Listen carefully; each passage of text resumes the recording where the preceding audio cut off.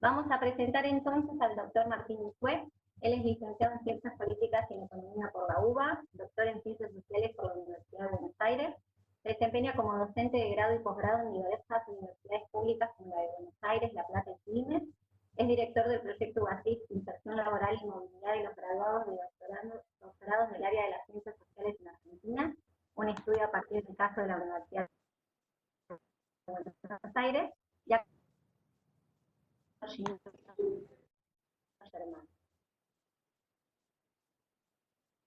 Ahí está, ya tenés el micrófono habilitado.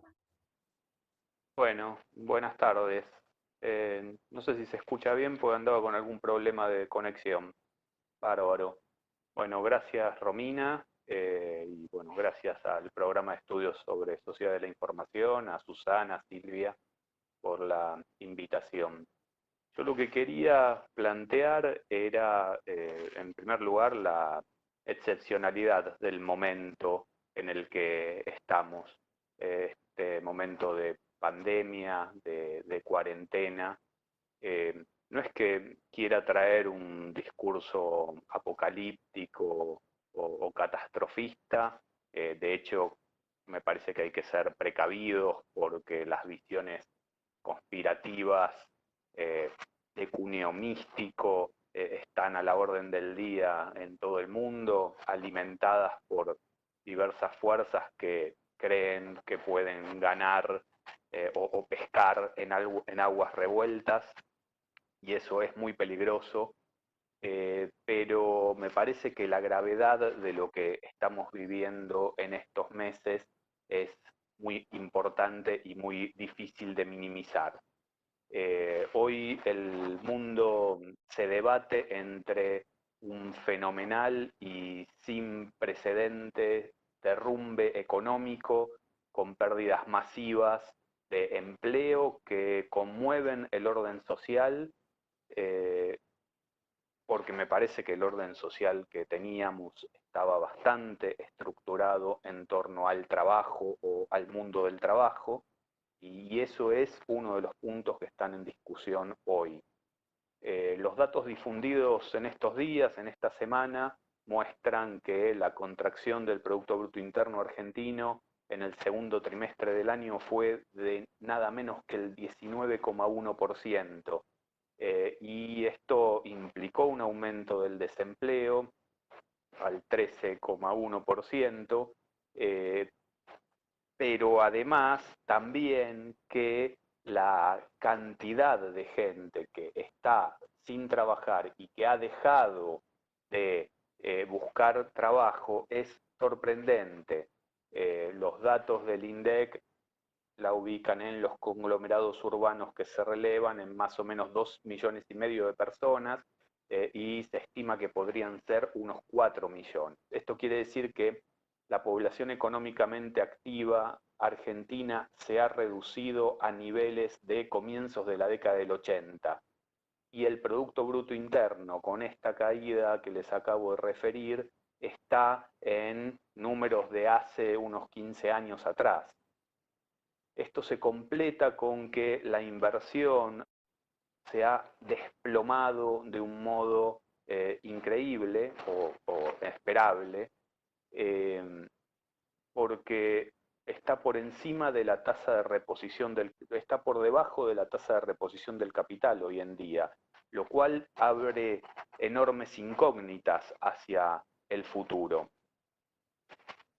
Estos procesos no se dan solo en Argentina, el caso argentino es particularmente grave porque ya veníamos de una situación particularmente endeble, pero si miramos un poco lo que pasa en otros países, podemos ver que en el Reino Unido los números del segundo trimestre de este año también dan una caída del Producto Bruto Interno de más del 20%, el 20,4% para ser exactos, en México del 18,7%, en Francia del 13,8%, en Italia de casi el 13%, en España del 18%. Bueno, no quiero entrar en todos esos números, pero lo que quiero decir es que realmente estamos ante una crisis global que en el caso argentino es particularmente severa, que no tiene antecedentes en la historia reciente. Y ahí, bueno, quiero destacar el papel que tienen que cumplir las ciencias sociales para pensar lo que está pasando y lo que vendrá. Recién veía en el chat del YouTube bueno, algún comentario sobre el papel de las ciencias sociales a raíz de la intervención de María Elina. Y yo quisiera agregar que la economía es una ciencia social, ¿no? Y que la discusión del papel de las ciencias sociales es el papel de todas nuestras ciencias sociales, incluida la economía, por supuesto. Creo que las ciencias sociales tienen un lugar central para pensar lo que vendrá, lo que dejará la actual pandemia, las secuelas, que seguramente van a ser muchas, importantes y difíciles de prever con claridad. Ahí, bueno, no voy a hacer las consideraciones epistemológicas que todos ya conocen. Las ciencias sociales son ciencias más comprensivas que predictivas por el objeto de estudio, por la complejidad del objeto de estudio, pero no creo que eso las desvalorice para nada. Realmente me parece que estamos en un momento en el que hay una serie de preguntas inquietantes que las ciencias sociales tienen que abordar. Y ahí bueno, también retomo algo que había planteado Marielina, que es la pregunta por cómo se han constituido los consejos de asesores científicos que acompañan a los gobiernos en Argentina y en otros países también. ¿Qué lugar han tenido las ciencias sociales? Que seguramente ha sido un lugar marginal o con un aporte tardío. Me parece que discutir eso es un tema importante, es parte de la discusión en torno a lo que deben hacer las ciencias sociales frente a esta situación de pandemia global. Bueno, en el corto plazo, en términos de transformaciones sociales, podemos ver un aumento de la pobreza muy importante, del desempleo, de la desigualdad, seguramente de la inseguridad en diversas facetas, una destrucción de empleos y de sectores productivos enteros que hasta hace muy poco eran sectores muy significativos. Hay listas de sectores económicos que están atravesando una situación muy difícil y que es posible que no puedan recuperarse. Y ello, bueno, puede traer un montón de consecuencias en todos los niveles.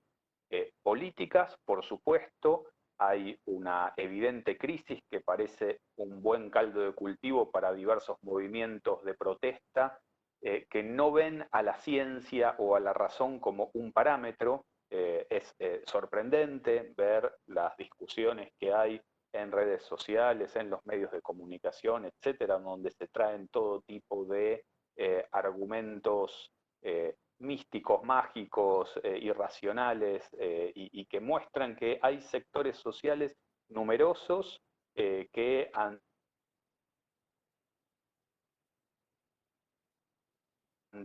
esta situación anormal, excepcional,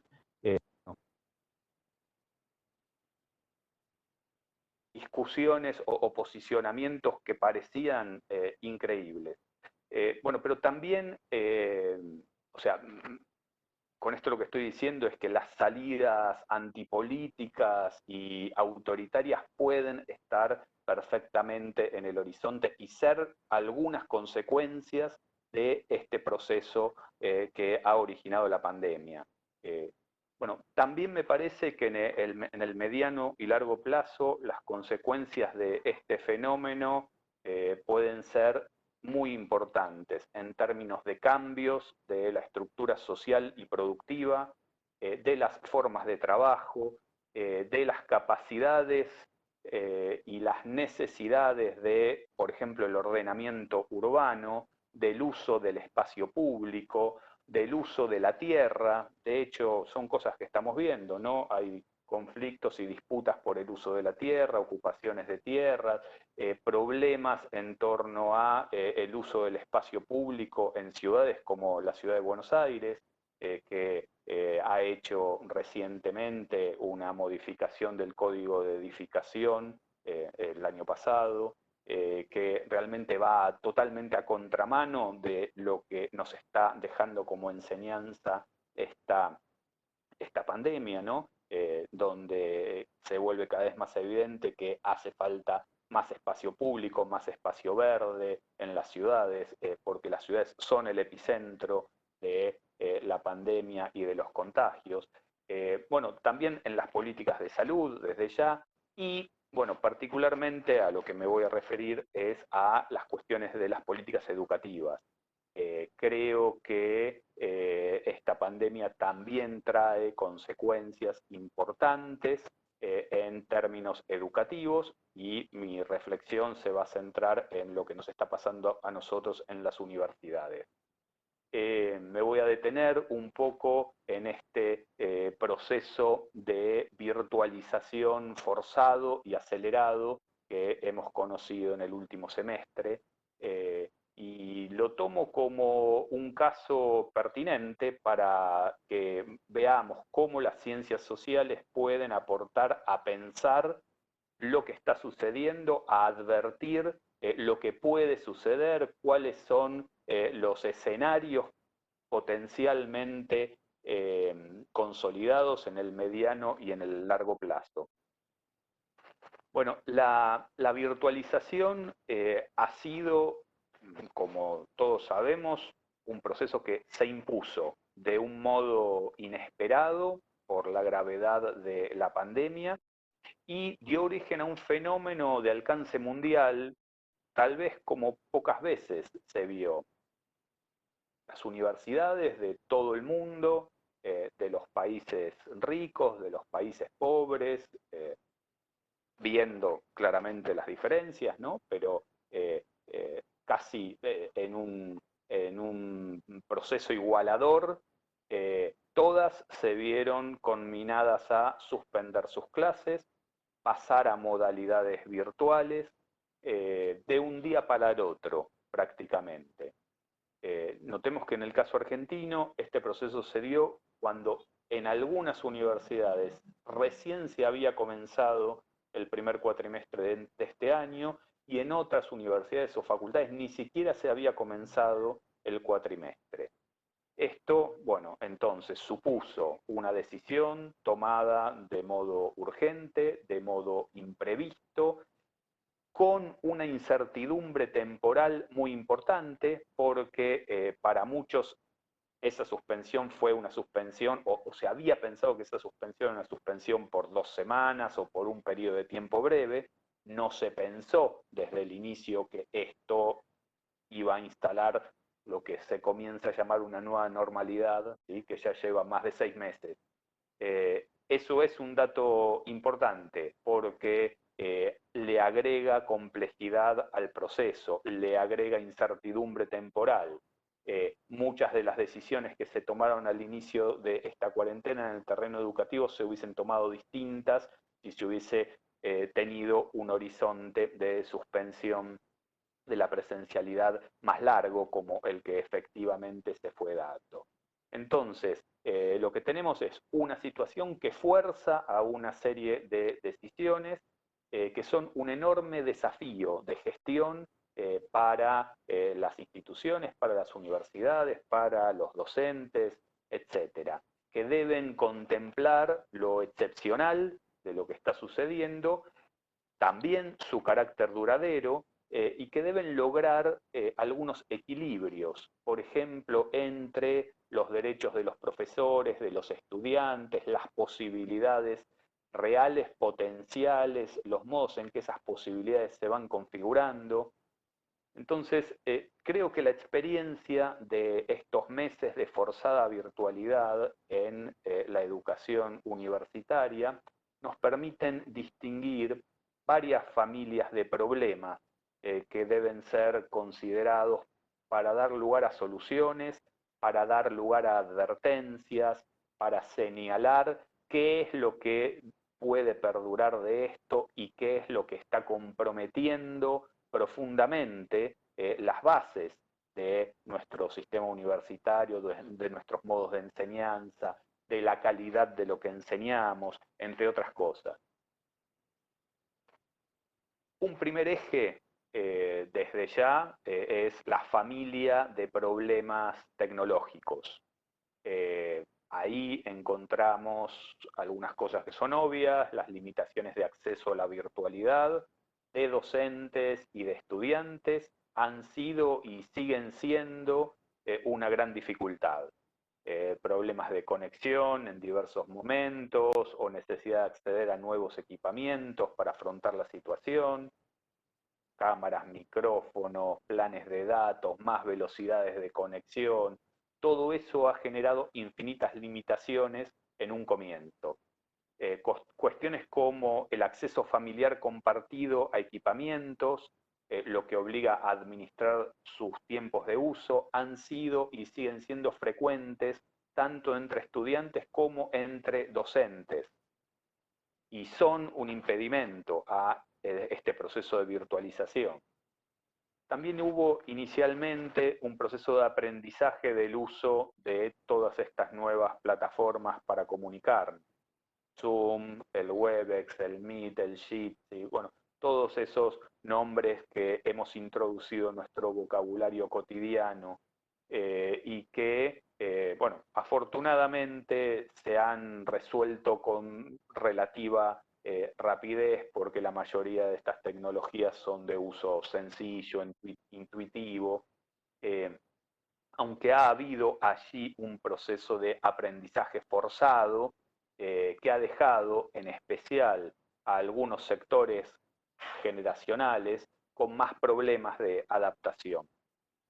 Eso sin entrar en otro tema relevante como el de la intermediación que producen estas plataformas, que pasan a ocupar un lugar fundamental en la relación entre instituciones y docentes, docentes y estudiantes, docentes y docentes, equipos de investigación, etc. Fíjense que cuando leemos, como hemos leído en las últimas semanas, la enorme preocupación que muestra el gobierno de Estados Unidos por evitar que algunas aplicaciones que se vuelven masivas sean controladas por compañías extranjeras, como el caso de TikTok, ¿sí? Bueno, acá estamos ante una situación en la que un conjunto de compañías extranjeras han pasado a administrar nuestros datos, los contenidos de nuestras reuniones, de nuestras clases, de nuestros proyectos de investigación. Todo eso ha quedado en alguna medida sometido a procesos que desconocemos y en los que la captación de información, bueno, es la verdad bastante esperable. Ese problema se completa con otro que también no es menor y que se ha visibilizado en estos últimos días, pero no es un problema nuevo, que es el cobro en divisas por estos servicios de intermediación. Este es un problema enorme donde encontramos un proceso similar al de todas las economías de plataforma que se han ido instalando en Argentina en los últimos periodos relativamente breves, ¿no? Los últimos 2, 3 años. Y suponen empresas extranjeras que pasan a cobrar divisas, es un canal de salida de divisas para intermediar en relaciones que hasta hace poco eran estrictamente locales, domésticas, nacionales, ¿sí?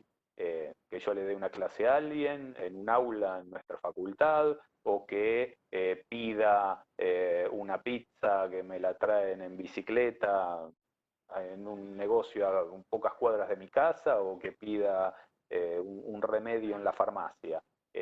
Todas estas intermediaciones pasan a estar mediadas por empresas extranjeras que además facturan divisas y contribuyen a algo que en la economía argentina es un problema fundamental.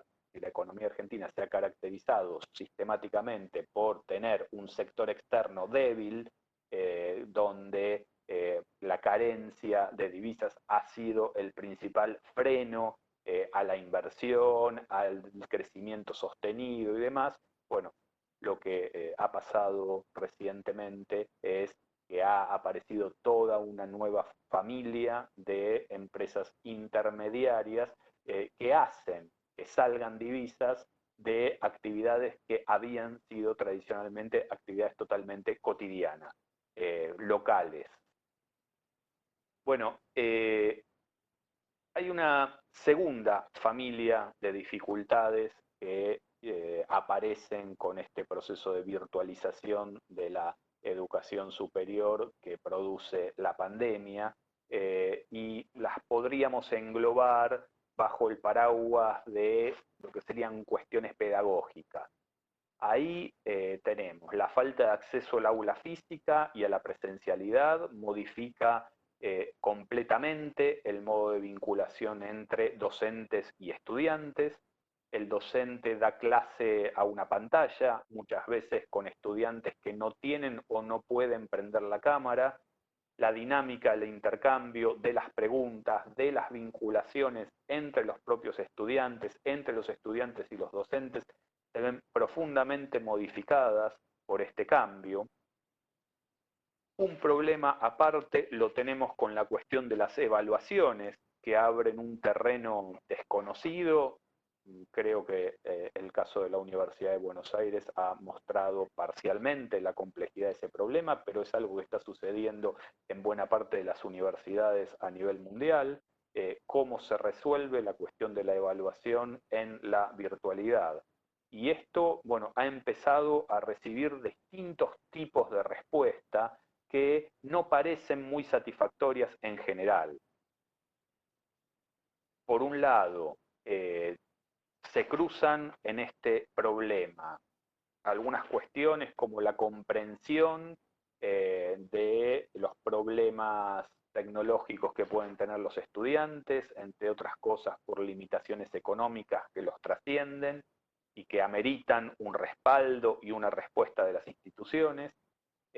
Con esto lo que quiero decir es, hay como pedidos de consideración ante los estudiantes que pueden tener dificultades para conectarse, pero también aparecen otras disyuntivas críticas. Por ejemplo, cómo proteger a esos estudiantes, pero sin pasar a una suerte de indulgencia o neojubileo de las calificaciones, porque en este mundo digital el copia y pega, por ejemplo, resulta una enorme tentación para algunos que buscan atajos hacia sus diplomas. Casi podríamos decir que hay algo de espíritu de época ahí que facilita estas actitudes más utilitarias, estas aproximaciones más utilitarias a la universidad, más preocupadas por el resultado que por el aprendizaje, ¿sí? No en todos, obviamente, pero hay algo de esto dando vueltas. Ahora, ¿cómo responden las instituciones a esto? Bueno, es complejo. Mientras surgen algunas soluciones tecnológicas, como por ejemplo una serie de programas de vigilancia que están siendo comprados por diversas universidades en todo el mundo. En Argentina también, universidades públicas y privadas argentinas han comprado programas como el Respondus, ¿sí? Que parecen bastante violatorios de una serie de derechos a la privacidad en nombre de bueno, el control ante la situación de examen. No me voy a detener en explicar cómo funciona el programa, pero es bastante fuerte la decisión, ¿no? El programa toma el control de la computadora del estudiante durante el tiempo del examen. Esos programas se complementan con otra cuestión que ha sido los acuerdos que han firmado muchas universidades públicas y privadas argentinas con el Registro Nacional de las Personas, con el RENAPER. para acceder a la utilización de datos biométricos del Estado Nacional, entre otras cosas para certificar las identidades de los estudiantes y de los docentes en las instancias de evaluación, de calificación, etcétera, ¿sí? Estos programas, estos acuerdos ya se han firmado, la Universidad de Buenos Aires lo ha firmado, muchas universidades nacionales lo han hecho, muchas universidades privadas lo han hecho, y bueno, es bastante sorprendente, podemos decir, porque no hace falta tener una memoria histórica muy extensa para darse cuenta que esta intromisión de distintas pautas de captación de datos y demás en lo que había sido la autonomía universitaria, bueno, genera por lo menos inquietudes. Más cuando, bueno, los contextos regionales y los eh, posibles o potenciales regresos de prácticas que parecían superadas, de prácticas autoritarias, totalitarias, bueno, no podrían descartarse plenamente. Esto es algo importante, está sucediendo, nos está sucediendo delante de las narices y la verdad es que no estamos diciendo demasiado. Es seguramente un tema que amerita una discusión democrática, participativa, ¿sí? Donde se puedan considerar los beneficios y los peligros potenciales de la adopción de estas prácticas, de estas tecnologías, etcétera. Esto se complementa con otra cuestión que también no quiero dejar de mencionar. Hay una enorme preocupación en las universidades en general por evitar la deserción. Esa enorme preocupación da lugar a un llamado a cuidar a los estudiantes, a entender que los estudiantes están en una situación compleja, excepcional, y por lo tanto a ser comprensivos con ellos para evitar esa deserción. Esto en las universidades privadas deviene vital, fundamental. De hecho, hay algunos estudios que se han estado publicando en las últimas semanas en Estados Unidos que muestran que una parte importante del sistema de educación superior norteamericano corre riesgo de ir a la quiebra si se mantiene esta situación de no presencialidad durante un plazo temporal extenso, porque los estudiantes no están dispuestos a seguir pagando por una educación que no cumpliría plenamente con sus expectativas. Pero es curioso ver que en nuestras universidades públicas también se ha ido dando un proceso sedimentado en los últimos años de preocupación por la contención de los estudiantes, por evitar la deserción de los estudiantes. Esto viene relacionado con el peso, la ascendencia, la legitimidad que han cobrado toda una serie de discursos que buscaron evaluar a la universidad con criterios productivistas y entre ellos con criterios que asocian la eficiencia de la universidad con sus tasas de graduación. De modos complejos y también poco discutidos, estos procesos se han ido consolidando, legitimando, han ido generando nuevos sentidos en la universidad que, bueno, son peligrosos en el sentido que comprometen potencialmente la calidad. Si las universidades públicas y las universidades privadas tienen el objetivo de evitar la deserción, de contener a los estudiantes en estas circunstancias tan excepcionales, bueno, esto evidentemente puede plantear problemas de calidad que habrá que estudiar en el mediano plazo, ¿sí? Habrá que ver qué es lo que está pasando con la calidad de la universidad hoy en una situación que ya se ha extendido, que ya ha superado un cuatrimestre, que va por el segundo cuatrimestre y que tenemos que ver incluso si no se extiende más allá. Hay una tercera familia de problemas que no quiero dejar de mencionar porque a veces parece algo invisibilizada. La excepcionalidad de la actual situación que confina a todos y todas a nuestras casas implica una inevitable indistinción entre espacio laboral y el privado familiar. Esa situación confunde ámbitos, horarios, y se hace más significativa cuando las tareas de cuidados que recaen sobre todos y todas resultan inevitables. Este proceso no es exclusivo del mundo universitario, se está dando en todo ese trabajo que se ha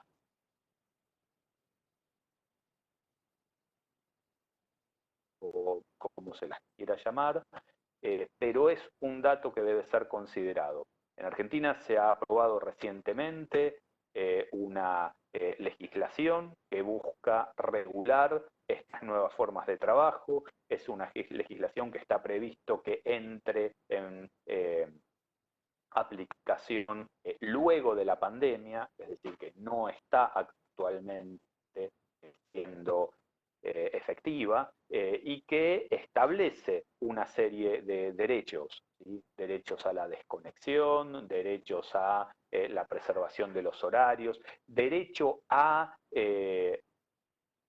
volver a la presencialidad, a tener la opción de volver a la presencialidad, algo que está muy poco claro, porque seguramente vamos hacia un escenario donde un montón de empresas en este proceso de destrucción de empleos al que me refería hace un rato, bueno, saquen sus cuentas y concluyan que el teletrabajo les resulta más conveniente, más barato, porque les ahorra eh, gastos en alquiler de espacios, mantenimiento de espacios, energía, equipamiento, etcétera, ¿sí?